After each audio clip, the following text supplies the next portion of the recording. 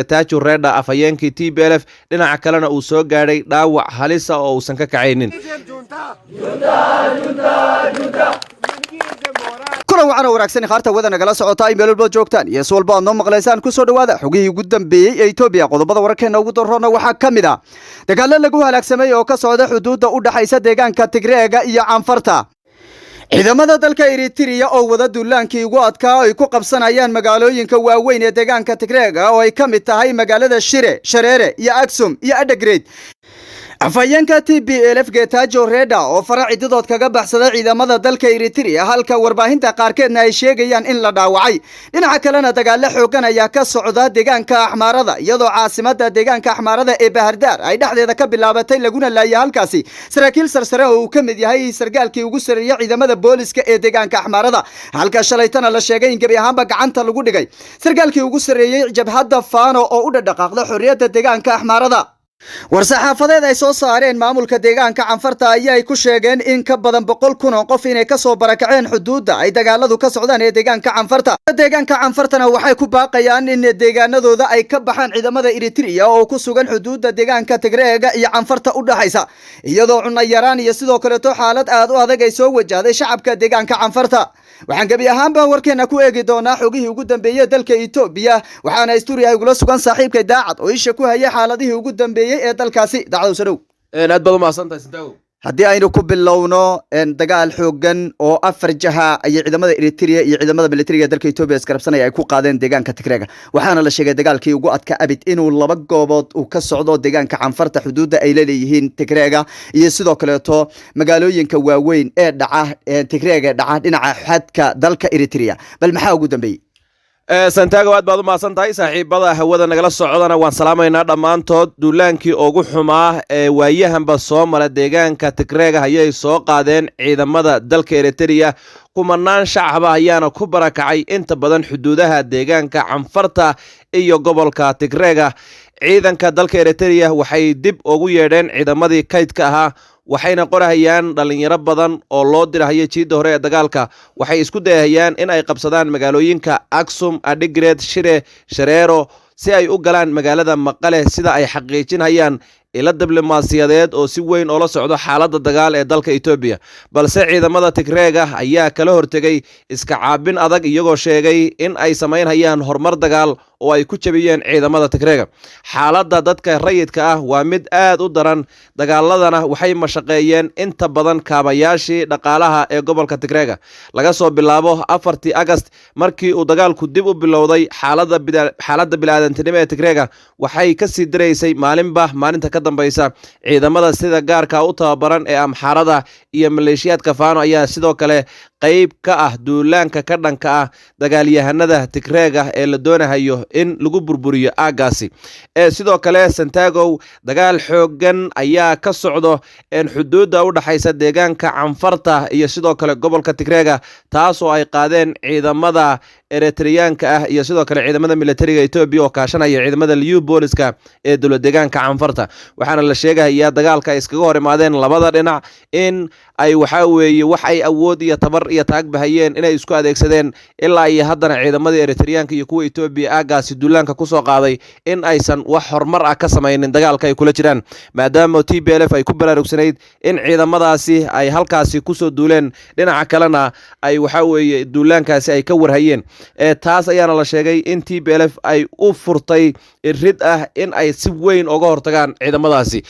sidoo kale Santiago qurba joogta u dhalatay deegaanka Canfarta oo maanta soo saaray war-saxaafadeed waxa ay sheegeen in ay aad uga walaacsan yihiin xaaladda deegaanka Canfarta ciidamada Eritreanka halkaasi ku sugan iyo dagaalada laga cabsi qabo in halkaasi uu dib uga qarxo iyagoo sheegay haddii ciidamada deegaanka Canfarta soo galay ee Eritreanka aysan ka bixin aagaasi in iyaguba ay kala hortagi doonaan dagaal iyo iska caabin ka dhana ciidamada aagaasi soo weeraray. sidoo kalena Santiago deegaanka Canfarta oo iyagu laftoodu maanta war-saxaafadeed soo saaray waxaa lagu sheegay in ciidamada aagaasi ku dagaalamahaya dartood iyo dagaalada halkaasi ka hulaaqahayo inay ku barakaceen in ka badan 107,000 oo qof oo shacab ah oo aagaasi ku dhaqnaa ayna ku basbeeleen hantidoodii iyo xoolahoodii. dhinaca kalena waxay sheegeen inay soo food saartay cunno yaraan iyo daawo la-aan aad u xoogan, iyadoo hay-adaha qaramada midoobey iyo dowladda federaalka Etoobiyaba ay si wada jir ah baaq ugu direen. markaynu u leexano dhinaca magaalooyinka Shire, Shareero, Aksum, Adigret iyo aagaas oo dhanna waxaa ka socda dagaal xoogan oo ciidamada Eritreanka iyo TPLF ay iskaga hor imaanayaan. wax horumar ah oo ilaa iyo hadda laga gaadhayna ma jirto. dhinaca deegaanka Amxaarada, ciidamadii ka soo gudbay magaalada Adigret waxay soo galeen sida la sheegay magaalooyinka Daashan, Ziminzon, Gonder iyo sidoo kale deegaanada aagaasi ku hareeraysan, iyadoo ciidamadii aagaasi ku hareeraysnaa saaka lagoola hortegay ciidanka militariga Ethiopia iyo sidoo kale diyaaradaha helicopterka iyo diyaaradaha aan duuliyaha lahayn ee loo yaqaano droneka. sidoo kale gobolka waqooyiga Wallo dagaalo ka kooban ayaa maanta dib ooga qarxay. TPLFna waxay sheegtay in aagaasi horumar ballaaran ay ka samaysay, halka warbixinada qaarna ayba leeyihiin waxaa la isla soo galay gudaha magaalada Waldiya.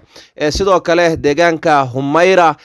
oo maalmahani dagaal xoogan uu ka taagnaa 2 jeer oo TPLF ay weerar soo qaadeen lagu jabiyay, waxaa la sheegayaa in dagaalkii uu mar kale dib ooga qarxay, ciidamada TPLFna ay weerarkaas iyagu qaadeen. labada dhinac marka Ethiopia weerar bay haysaa, TPLFna weerar bay qaadaysaa, Eritreankuna xaggooda ayay rabaan in ay ka soo jabiyaan TPLF.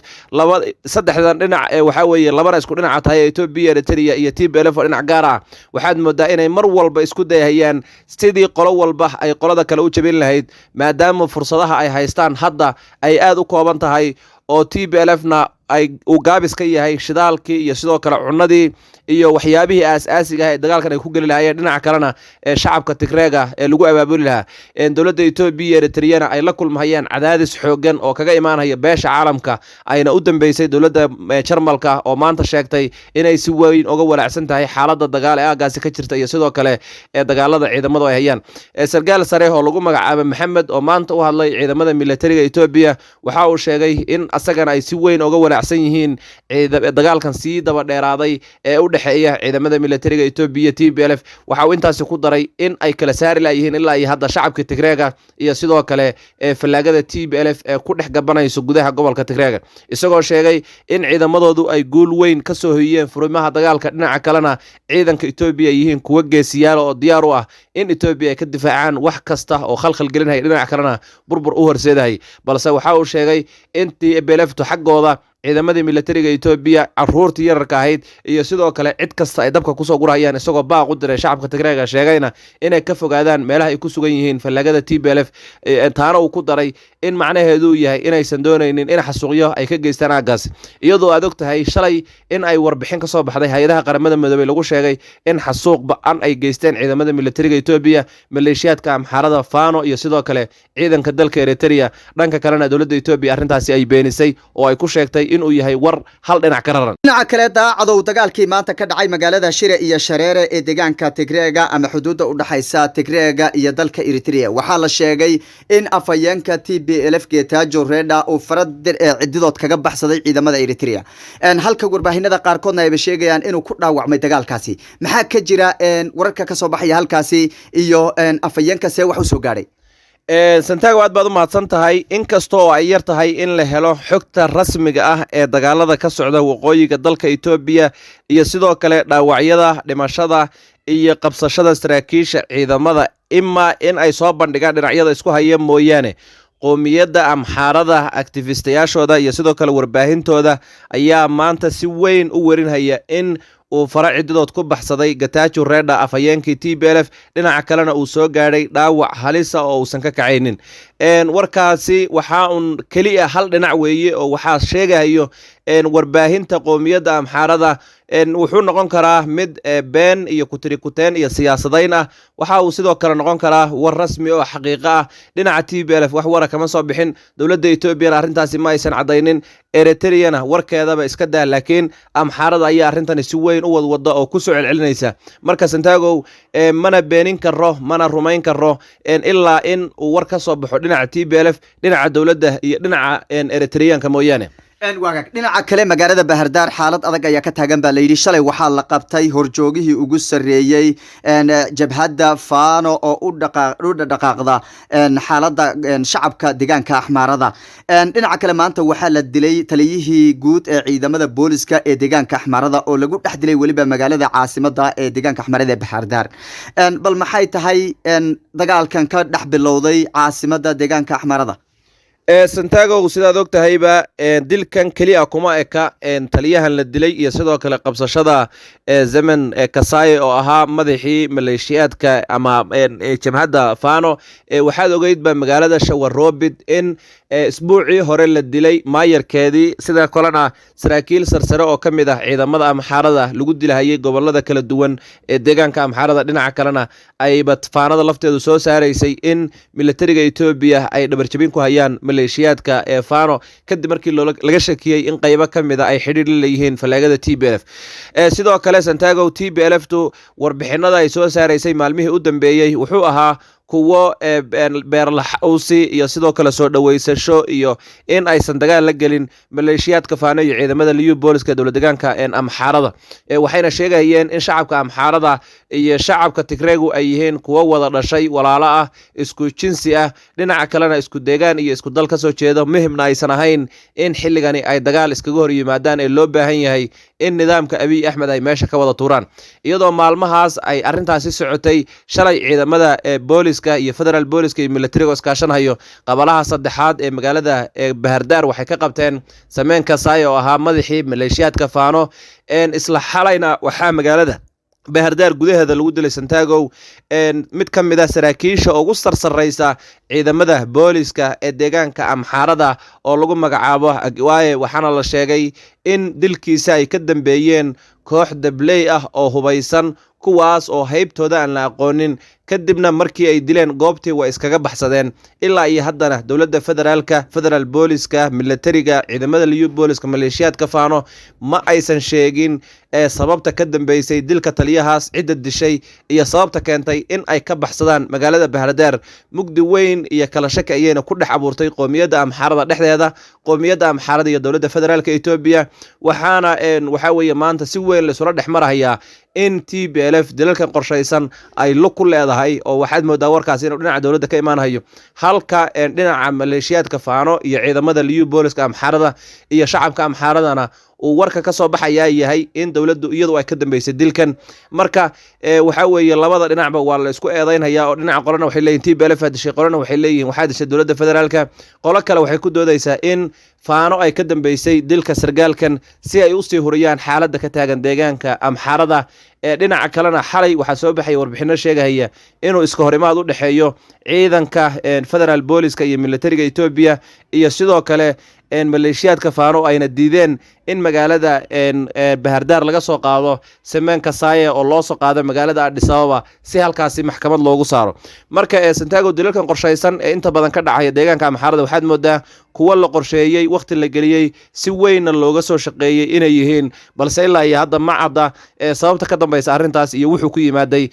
halka qaar way qurba joogta Amxaarada kamid ah ay ku doodahayaanba in Amxaaradu ay dagaalka ka baxdo hubka ay dhigto ayna la heshiiyaan TPLF-ta aad iyo aad baad u mahadsan tahay kaasi wuxuu ahaa saaxiibka daacad oo leeyahay daahinayay xaaladaha dalka Ethiopia dawadeel haddii aan inii kormaro xaaladda dalka Ethiopia waxay gashay xaaladii abid ugu xumayd iyadoo dagaalkani uu yahay fayskii saddexaad oo dowladda federaalka iyo dhinacyaduba ay doonayaan inuu bidba midka kaleeto uu ka taqaluso waxaana dalka Ethiopia hadda ka socda dagaalkii ugu adkaa abid sanadihii ugu dambeeyay ee dagaaladu ay ka socdeen gudaha dalka Ethiopia dhinaca kale daawadayaal dowladda Eritrea ayaa wacad ku martay inay gabi ahaanba burburin doonto ciidamada Tigreega ayna qabsan doonto magaalooyinka waaweyn ee deegaanka Tigreega waana mid dagaalka sii adkeynaysa iyadoo ciidamada Eritreanku ay jahooyin badan weerar kaga soo qaadeen ciidamada Eritrea isla markaana maanta la isku dhax qalanayo magaalooyinka waaweyn ee deegaanka Tigreega ee horey u soo sheegno ay kamid tahay magaalada Shire iyo Shareere iyo Aksum balse daawadayaal ciidamada Eritrea ama ciidamada aan dhahnay Tigreega ayaa iska caabin xoogan kala hortagay iyadoo dagaaladu ay si weyn u sii cuslaadeen dadka halkaas ku sugan ayaa dhibaato xoogan iyadana ay soo gaadhay waxaa socota waan iyo qayladhaan ay beesha caalamka iyo qaramada midoobeyba ay wadaan oo ay doonayaan in lagu dardargeliyo wada hadaladii Tigreega iyo u dhaxeeyay dowladda federaalka ee Ethiopia dhinaca kale daawadayaal dagaal dagaalku wuxuu ayadana kasii adkaanaya xuduudda deegaanka canfarta iyo Tigreega u dhaxaysa iyadoo ciidamada Eritrea ay halkaasi weeraro xoogan ay ka wadaan waxaana idin soo gudbin doonaa wixii ka soo kordha dagaalada xoogan ee dhinacyadu ay isku hayaan iyo goobaha lagu dagaalamayo waxaan diiradda si xooga u saari doonaa in aan helno xogihii ugu dambeeyay iyo dagaalada goobaha ay marayaan iyo mar waliba inaan idin soo gudbino xogtii ugu dambeysay iyo meelaha la isku haysto ayaan wararkeena dambe aad kaga bogan doontaan tan iyo kulanti dambe daawadayaal waxaan idinka tegaynaa amaana Allah